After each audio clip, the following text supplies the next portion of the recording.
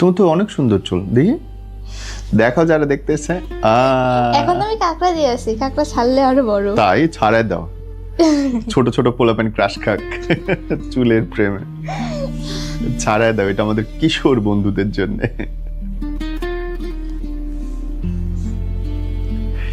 But সত্যি মজা লাগছে তোমার চুল দেখে, মাশাআল্লাহ। তোমার চুল কার মতো হয়েছে? আম্মুর মতো। আম্মুর মতো? হ্যাঁ। ও মানে তোমার মাও কেশবতী? হ্যাঁ, এখন না, কিন্তু আগে অনেক চুল ঘন ছিল। ওকে, দ্যাটস নাইস, জেনেটিক পাইছে তার মানে। তুমি দেখতে কার মতো হইছো? আমি দেখতে, আমি নিজেও জানি না। ওকে, আল্লাহ অনেক বড় চুল। তুমি তো কি বলে চুলের বিজ্ঞাপনের জন্য পারফেক্ট। আমার পুরো নাম তাসনিম জাহান সময়। সময়? জি। ও বাবা, আমি ভাবতো একটা টেলিভিশনের নামই খালি এটা। বন্ধু কতগুলো? আমার বন্ধুর অভাব নেই, কিন্তু আমার বেস্ট ফ্রেন্ড একটাই। কি নাম? সৈয়দা জান্নাতুর রাইসা। রাইসা? জি। বেস্ট ফ্রেন্ড কেমনে হইলো? ওকে আমি সব শেয়ার করতে পারি, মানে আমি অনেকগুলো বেস্ট ফ্রেন্ড বানিয়েছি, সবগুলোর চেয়ে ওকে আমি বেশি ট্রাস্ট করি। ও কাউকে কোনো কথা মানে বলে দেয় না। ও মানে আগেরগুলো সব বলে দিত? হ্যাঁ। ধুল্লা কেমনে কত? আমি সবার সাথেই ভালোভাবে মিশতাম, ওদের আমি এমনভাবে কথা বলতাম, ওরা লাস্টে আমাকে বলে দিত। অনেক, তাও 3 মাস পরে বলতো। মানে 3 মাস পরে বলতো যেটা হ্যাঁ, বলে দিছে? হ্যাঁ। ও, আর রাইসা বলে নাই? না, আচ্ছা। শুধু একবার বলেছিল, তখন একটু রাগ করেছিলাম। তারপরে ও আমাকে অনেক সরি বলেছে, পারলে ও কান্না করে করে আমাকে সরি বলেছে, পরে আমি ওকে মাফ করে দিয়েছি। That's nice. কতগুলো স্টুডেন্ট ক্লাসে? ক্লাসে প্রায় 300 জন। সবচেয়ে দুষ্টু কে? সবচেয়ে দুষ্ট তোমার পুরো ফ্রেন্ড সার্কেলের মধ্যে? সবচেয়ে 2-3 জন মেয়ে আছে। কেমন দুষ্টামি করে? কেমন বলতে, ওরা সবসময় অনেক রোস্টিং করে। আমি শুনতে চাই, নাম না বলে বলো যেরকম করে করে। আমি কারোর নাম বলবো না, কিন্তু ওরা মানে ছেলেদের নিয়ে বেশি করে। দুষ্টু করে? হ্যাঁ। বলো আমাকে। মানে এখন কি বলবো? কেমন করে, কি বলে সেইটা বল। মানে একটু অন্য টাইপের ওরা, মানে একটু বাজে বাজে কথা বলে। সোশ্যাল সাইটগুলো ইউজ করো? Instagram, TikTok, Facebook? করো না? না মাম্মা দেয় না? না, আমি করি না। You don't like it? না, আমার পছন্দ না, শুধু ইউটিউবটাই দেখি। কি কি টাইপ জিনিস দেখো ইউটিউবে? আমি ড্রামা দেখি, যেমন মাফিয়া আছে না, যেমন ভিনসেনজো, তারপর স্কুইড গেম আছে না। স্কুইড গেম তো মজার। হ্যাঁ, ওইটা আমার সবচেয়ে ভালো লেগেছে। কিন্তু আম্মু আমাকে বলেছে যে তুই এগুলা দেখোস, তুই লাস্টে কবে জানিরা কাকে মেরে ফেলোস। স্কুইড গেম সিজন 2টা দেখছো? হ্যাঁ, সিজন 3ও দেখবো। বাপরে, 3টাই ডান? হ্যাঁ। গুড। ওই পুতুলটার নাম জানো কি? আকিয়ামা কি যেন বলে ওই গানটা? গানটা আমার সুর মনে আছে, কিন্তু ওভাবে বলতে পারতেছি না। আমার তো প্রথমে খুব ভয় লাগছিল ওই সিরিয়ালটা না, দেখে। আমি প্রথমে যখন দেখেছি তখন আমার অনেক ভালো লেগেছে। খালি তো গুলি করে, নড়লেই গুলি করে। হ্যাঁ, তারপর ছুরি দিয়ে তো অনেক মারে। হ্যাঁ, আমি কি dangerous। মানে আগে ভাবতাম কি মনে হয় রিয়েলিস্টিক, পরে বুঝেছি যে না, এটা কোনোভাবেই সম্ভব না। আমি তো সিরিজ দেখার পরেও বুঝি নাই, আমার মনে হয়েছে এটা মনে হয় রিয়েলিস্টিক গেম, এতগুলো মানিয়ে দিবে। তোমার রিয়েল লাইফ ফ্রেন্ড কয়জন? রিয়েল লাইফে আমার একটাই বেস্ট ফ্রেন্ড, তাছাড়া মোটামুটি সবাই। বিল্ডিং এ পাড়া প্রতিবেশী, আঙ্কেল আন্টিস? বিল্ডিং এর মধ্যে অত নেই। আচ্ছা, খেলো কার সাথে তাহলে? আমি বাসায় একা একাই থাকি, একা একাই যা মন চায় তাই করি। ও মা, সন্ধ্যাবেলা দুপুরবেলা খেলতে ইচ্ছা হয় না? হয়, তাইলে মাঝে মাঝে ভাইয়ার সাথে খেলি, ওকে নাহলে গল্প করি। ওকে, নাহলে মাম্মার সাথে খেলা? মাঝে মধ্যে কি করি, নানাকে নিয়ে বাইরে যাই, বাইরে গিয়ে কিছু কেনাকাটা করে আনি। That's good one. মামা কি পিটায়? না। বকা দেয়? কি নিয়ে? পড়া নিয়ে। পড়া নিয়ে? কিন্তু তুমি তো ভালো মানে student। ছোট ছোট বিষয় নিয়েও মাঝে মধ্যে করে। কিন্তু তুমি তো ভালো স্টুডেন্ট, তোমার তো 2 পর্যন্ত রোল গেছে, মানুষের তো 200 হয়, তাহলে মাম্মা কেন বকবে? মানে ছুটির পরে আমার পড়তে ভালো লাগে না, এই জন্য পড়ি না। তখন বলে যে তুই পড়াস না কেন, পড়তে বসতে বলতেছি, আমি পড়ার সময় মানে কাজ পাই না, পড়তে মন চাচ্ছে না, তখন কি করি, কলমটা আছে, কলম নিয়ে এই বইয়ের মতো দাগাদাগি করি। না ওইভাবে না, মানে যেমন ইচ্ছা মতো নাম লিখি, ABCD এগুলা লিখি। বইয়ের মধ্যে? হ্যাঁ। আর তারপর টিচার একটা দেখলে তো মানুষের- দিবে আবার। না, টিচার আমার বই দেখেই না, আমি বই দেই না। সবচেয়ে আগে টিচার কোনটা? সবচেয়ে আগে একটা টিচার আছে। আমাদের তো একটা ছিল, আমরা ঢুকলে হেভি পিটানো পিটাইতো না পড়া পারলে। না, ওই স্যারটা একটু মানে পানি খাবো সেটার মধ্যে বকা দেয়। মানে খুব ডিসিপ্লিন পছন্দ করে সে। আন্ডারস্টুড। কি হইতে চাও বলো তো বড় হইলে বাবা? বড় হয়ে আমি নৃত্যশিল্পী হতে চাই, কিন্তু ওইভাবে অত ভাবা নেই। মানে না, নাচ ছাড়া? নৃত্যশিল্পী ছাড়া আর্মি অফিসার হওয়ার ইচ্ছা।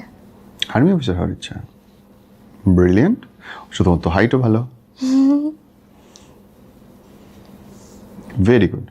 ধরো তোমার সাথে খুব সিরিয়াস আলাপ করি, হ্যাঁ আপু, এই বয়সটাতে কখনো কখনো কি তোমার ডিপ্রেশন লাগে বা মনের মধ্যে অনেক প্রশ্ন আসে কিনা? না না, আমার কোনো প্রশ্ন আসে না, ওকে। কারণ আমি ওইভাবে অত মানে বকা খাই, বকা খাওয়ার কিছুক্ষণ পরে কিছু ভাবি, তারপর আবার ভুলে যাই। আমার কি যে ভাবি আমি সেটাও মনে রাখতে পারি না বকা খাওয়ার পরে। মানে মা বকলো? হ্যাঁ, মা বা যেই বকুক, কি বলেছে মনে থাকবে কিছুক্ষণ, তারপরেই ভুলে যাব।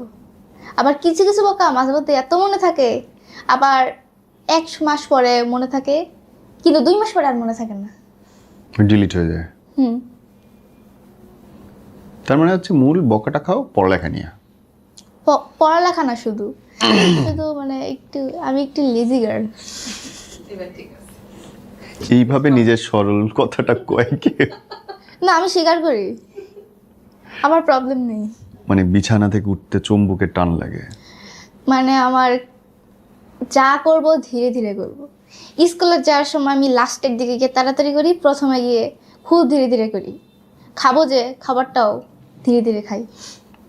কয়টায় উঠতে হয়? আমার স্কুল 9টায়, কিন্তু আমি উঠি এখন 7টায়, আগে উঠতাম 8টায়।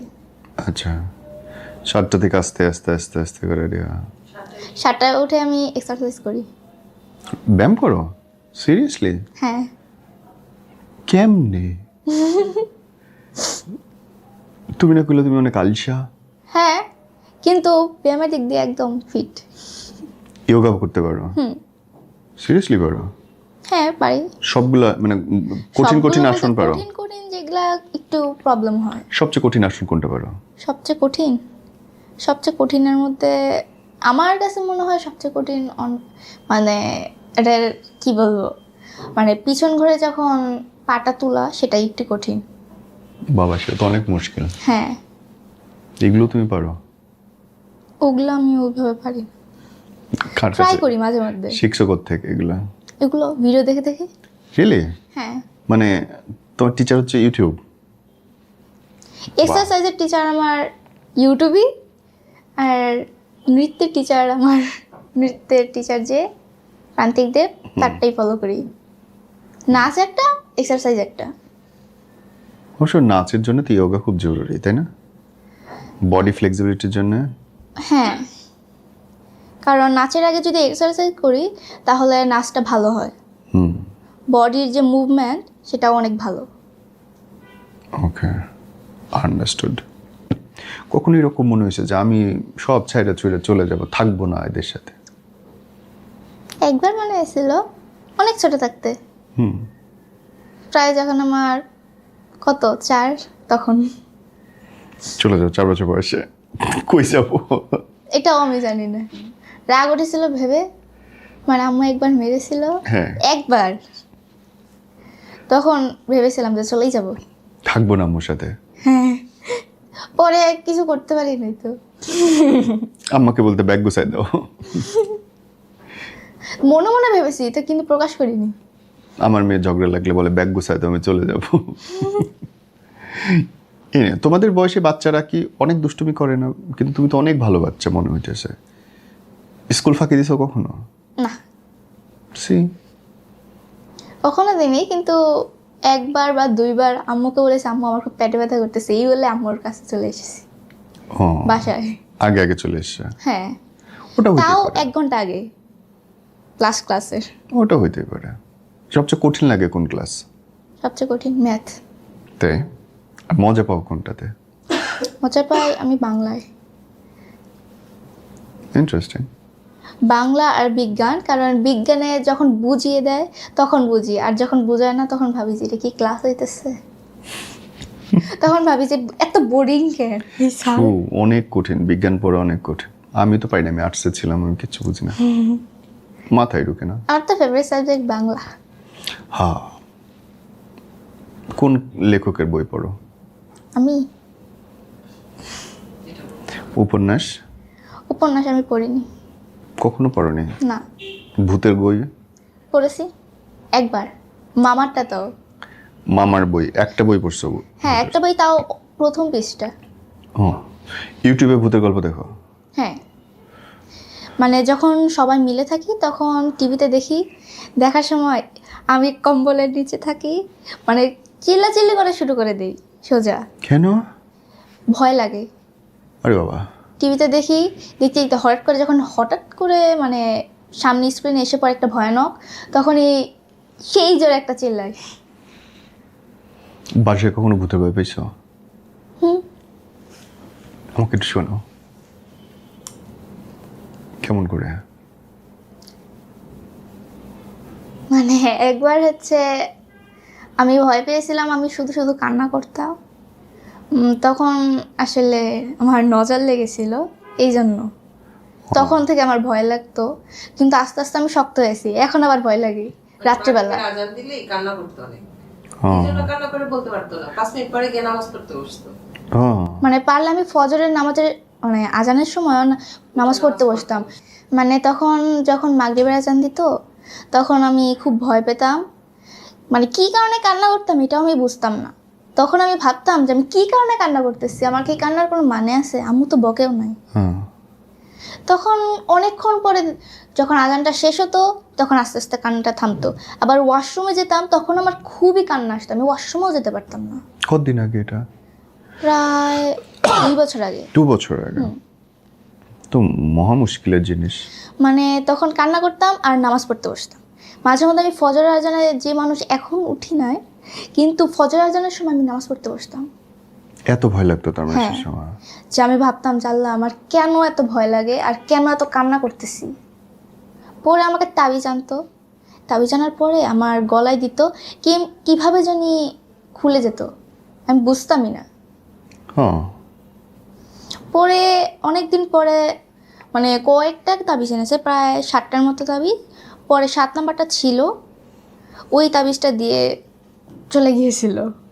মানে আমার ভূত নজর দৌড়াইছে? লেগেছিল। হ্যাঁ, তখন থেকে আমার ভয় লাগে, চুলটা আমি বেশি ছাড়ি না। তুমি তো অনেক সুন্দর চুল, দেখি দেখো যারা দেখতেছে। এখন তো আমি কাঁকড়া দিয়ে আছি, কাঁকড়া ছাড়লে আরো বড়। তাই ছাড়াই দাও, ছোট ছোট পোলাপেন ক্রাশ খাক চুলের প্রেমে, ছাড়াই দাও, এটা আমাদের কিশোর বন্ধুদের জন্য।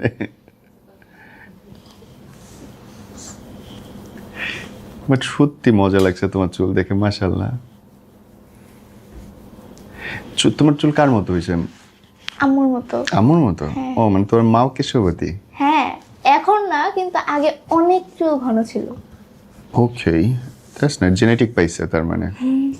তুমি দেখতে কার মতো হইছো? আমি দেখতে, আমি নিজেও জানি না। ওকে, আল্লাহ অনেক বড় চুল। তুমি তো কি বলে চুলের বিজ্ঞাপনের জন্য পারফেক্ট।